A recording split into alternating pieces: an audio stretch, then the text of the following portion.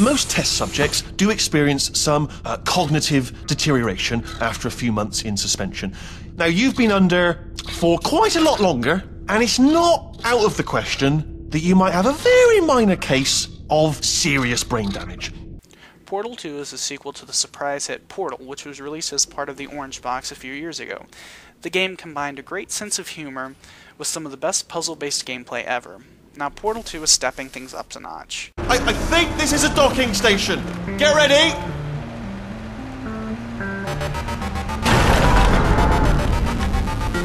Good news, that is not a docking station. With upgraded graphics, a new and even funnier storyline, and two-player co-op. Let's dive right on into the review. We'll start with the storyline. Simply put, this is the funniest game storyline you'll ever play. You're playing as the same test subject from the first game. Now, you still don't talk. Okay, what you're doing there is jumping. You just jumped. But never mind. Say apple. Apple. Okay, you know what? That's close enough. Just hold tight.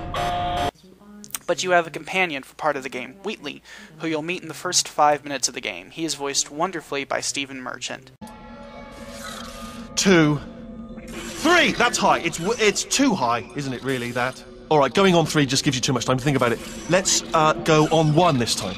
He is a bizarre but wonderful mix of Stewie from Family Guy and Ricky Gervais. Every scene with him is hilarious. For a brief part of the game, you'll carry him around, and it's some of the funniest moments in gaming ever. The dialogue is smartly written and a delight to listen to. I was in stitches the entire time. Then there's the AI returning from the first game. Her humor is much different. It's much drier and also slightly twisted, but it's still really funny. And if you love dry or British-style humor, you'll definitely dig the storyline in this game. It's also worth noting that the two robots you'll be controlling in co-op multiplayer are also really funny in their own unique way. I apologize for not having any footage of co-op, but that's simply because I could not find a good enough player to play with at the time of this review.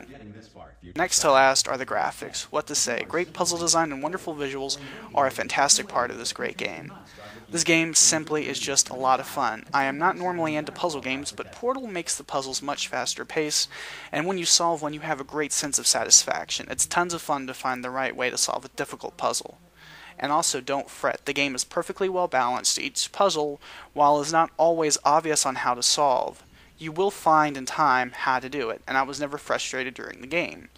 The game also does feature a bit of combat, but it's not exactly what you would expect.